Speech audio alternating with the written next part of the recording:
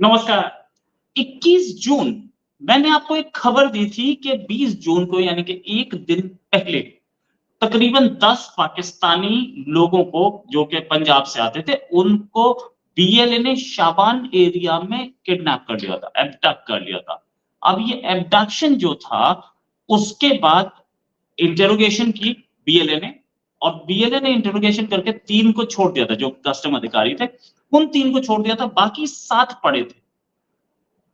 26 तारीख को बीएलए ने बोला था कि इनको हम मार देंगे या 1 हफ्ते में हमारे कुछ कैदी तुम्हारे पास है, पाकिस्तानी आर्मी के पास है, वो छोड़ दो, वरना हम इन्हें मार देंगे। हम इन्हें तब छोड़ेंगे जब तुम हमारे कैदियों को छोड़ोगे। पाकिस्तानी आर्मी ने उस पर रिस्पॉन्ड करने की ज़हमत नहीं की। ना डीजीएसपीआर ने रिस्पॉन्ड की और जो जर्नलिस्ट थे, जो कि प्रेस कॉन्फ्रेंस में जाते हैं या उन्होंने भी किसी ने पूछा नहीं इसके बारे में। ऑफर स्ट्रांग था, लेकिन मुझे नहीं पता कि वो बलूच जो प्रिजनर्स थे वो पाकिस्तान के लिए कितने इंपॉर्टेंट थे, पता नहीं, लेकिन प्रिजनर स्वैप पे कुछ बोला नहीं गया। 26 तारीख के बाद एक बार इस डेडलाइन को एक्सटेंड भी किया गया। एक्सटेंड करने के बाद भी पाकिस्तान ने या पाकिस्तानी आर्मी ने या आईएसआई ने या डीजीआईएसपीआर ने कोई रिएक्शन नहीं दिया। तो अल्टीमेटली कल यानी कि आज डेट है 7, कल 6 तारीख को बीएलए ने जेएन बलूच जो कि बीएलए के स्पोक्स पर्सन है, उन्होंने एक प्रेस रिलीज निकाली कि ये 7 लोगों को अब हमें सजाए मौत देने के सिवाय हमारे पास कोई और ऑप्शन नहीं है। खबर बहुत अच्छी नहीं है, इसलिए मैंने इस खबर को इस तरीके से बताया, वरना मैं पहले समय बता सकता था कि 7 लोग मारे जाएंगे। खबर बहुत खराब है, नो डाउट अबाउट इट। किसी की भी हत्या गलत है और मैं किसी भी इस तरीके की वारदात को सपोर्ट नहीं करता, लेकिन खबर है इसलिए देनी पड़ रही है। ये लोग, मैंने आपको बताया था, ये शाबान एरिया में गए थे और इनको ये वहां पे पिकनिक मनाने गए थे।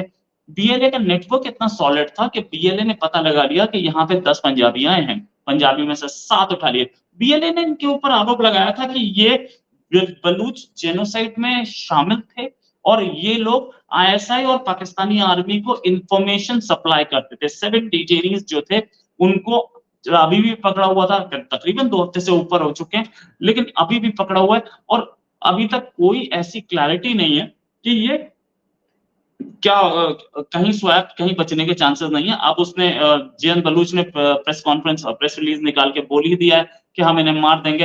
तो अब भी पाकिस्तानी आर्मी ने कुछ नहीं बोला अब तक। कल खबर आ जाएगी कि इनकी बॉडी मिल गई।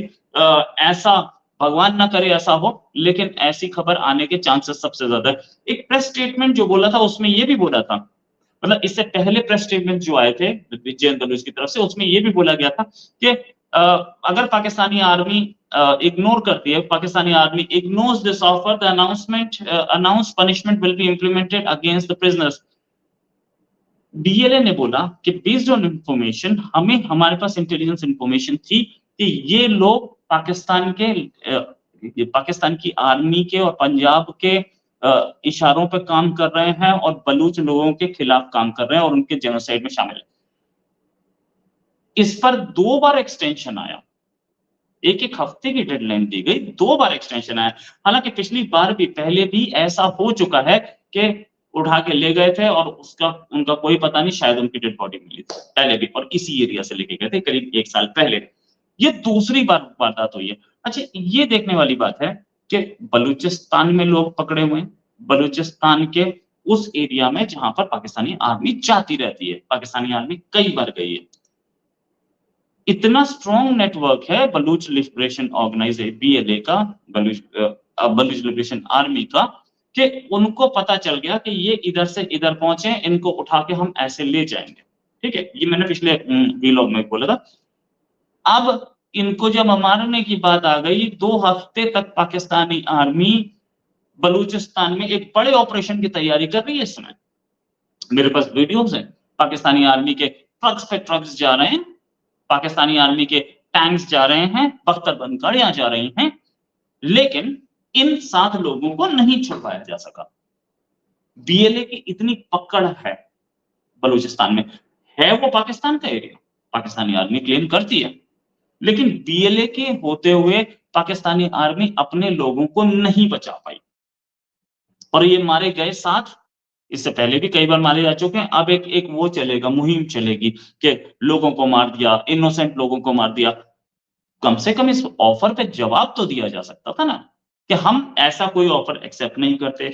हम आतंक यही बोलते थे कि हम आतंकवादियों से बात नहीं करते। ये तक नहीं बोला गया। इंडिया में जब भी आती है, जब ऐसा ऑफर आता है तो इंडियन आर्मी बात करती है कि बताओ क्या बात है? क्या आपकी डिमांड्स है बताइए हमें, ताकि हमें टाइम मिले। हम पता लगा पाएँ कि हमारे आदमी कहाँ हैं। पाकिस्तानी आर्मी ने तो ये भी नहीं किया। पाकिस्तानी आर्मी ने अपने आदमियों को बचाने के लिए बीएलए को उलझाने की भी कोशिश नहीं की। मैं फिर बोलूँगा, बीएलए से कोई बातचीत नहीं की गई, की जानी चाहिए थी। टीटीपी से बात कर सकते हो, तो बीएलए से क्यों नहीं कर सकते? टीटीपी तो अफ़गानिस्तान की है, आप बोलते हो, और बीएलए तो आपके बलूचिस्तान की है, वो तो आपके अपने कंट्री की है। ये घमंड है। ये घमंड है पाकिस्तानी आर्मी का कि मरने दो 5 को, क्या फ़र्क पड़ता है? हमारे फार्म हाउस तो यूरोप में है ना। ये प्रॉब्लम, ये एक बड़ी प्रॉब्लम है जिसको अब तक टैकल नहीं किया गया। ये घमंड वही है जिसने बाजवा साहब को फ्रांस की उन सीढ़ियों पे बिठाया था और एक अफ़गानी आके गाली दे रहा था। मैं फिर बोलूँगा, मुझे भी लग रहा था कि ये 7 लोग बच सकते हैं, अगर अगर पाकिस्तानी आर्मी के लोग उनसे आराम से बात करें। बात करके उसको इस चीज़ को 3 हफ्ते, 4 हफ्ते का टाइम माँगते, तो आपको ढूँढने का जगह मिल जाती। आपने सारे नेटवर्क, मोबाइल नेटवर्क्स को ट्रैकिंग पे ले रखा होगा।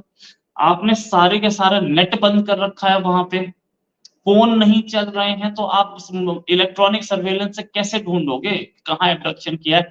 7 आदमी थे आपके, आपने तो 1 को नहीं ढूँढने की कोशिश की, 3 जो अपने आप छूट गए, वो छूट गए। ये पोज़ीशन है। इसी वजह से पाकिस्तानी आर्मी भी नहीं घुसना चाहती है उस बलूचिस्तान में, जहाँ पर ऐसे एब्डक्शन हो जाता है, और एब्डक्शन होने के बाद पाकिस्तानी आर्मी का या आईएसआई का या कोई इंटरेस्ट नहीं होता कि हम उन्हें छुड़वा लें। ये तो बड़ा क्लियर था ना, प्रेस रिलीज़ निकाल के बोला गया था। ऐसा तो नहीं बोला गया था, मतलब पता नहीं था कि जी हम ढूँढ रहे थे, पता नहीं था, मार दिया गया। ऐसा नहीं था। तो पाकिस्तानी आर्मी कितनी लापरवाही से काम करती है, डीजीआईएसपीआर को कहीं न कहीं प्रेस के थ्रू बात करनी चाहिए थी, किसी के थ्रू। इंडियन आर्मी भी करती है ना, जब उनके होस्टेज होते हैं तो वो करती है, अपने लोगों को बचाने के लिए, या ऑर्डिनरी कश्मीरी को बचाने के लिए, ऑर्डिनरी कश्मीरी को बचाने के लिए इंडियन आर्मी कितनी बार आतंकवादियों से बात करती है। हमारे कर्नल मारे गए हैं इसमें, हमारे कर्नल मारे गए हैं, गोरखा रेजिमेंट के कर्नल मारे गए थे। जब आतंकवादियों ने बोला था हम सरेंडर कर देंगे, तो आप आके बात कर लो। तो गोरखा रेजिमेंट के कर्नल वहाँ पहुँच गए थे बात करने के लिए कि चलो तुम 4 आतंकी हो, मैं तुम चारों की ज़िंदगी बचाने के लिए, क्योंकि एनकाउंटर में तो मारे ही जाओगे। तुम चारों की ज़िंदगी बचाने के लिए तुमसे हम आतंकवादियों की ज़िंदगी बचाने के लिए बात करते हैं, पाकिस्तानी आर्मी अपने लोगों की ज़िंदगी बचाने के लिए बात नहीं कर पाई। हमारे कितने सारे ऐसे सैनिक थे, कितने सारे ऐसे ऑफिसर्स थे इंडियन आर्मी के, जो मारे गए ऐसे ही धोखे में, कि बुलाया बात करने के लिए, और वो, लेकिन यहाँ तो ज़रूरी नहीं था ना पाकिस्तानी आर्मी का कोई ऑफिसर वहाँ जाए। फ़ोन पे बात हो सकती थी, जर्नलिस्ट के थ्रू बात हो सकती थी। बलूच हैं, उनके उनके जान के 50 बलूच वो लोग होंगे, उनके थ्रू बात हो सकती थी। पता सबको होता है। लेकिन पाकिस्तानी आर्मी ने कोशिश नहीं की कि बचा लिया जाए उन्हें, और अल्टीमेटली इन 7 लोगों को अब आज मौत मिल जाएगी। बड़े दुःख बड़ी दुखद खबर है, दुःख भरी खबर है, लेकिन सच्चाई ये है कि पाकिस्तानी आर्मी ने बिल्कुल भी कोशिश नहीं की कि उसके अपने लोग बच जाएँ। इसी के साथ एक और खबर के साथ हाज़िर होंगे, अभी के लिए नमस्कार, धन्यवाद, जय हिंद।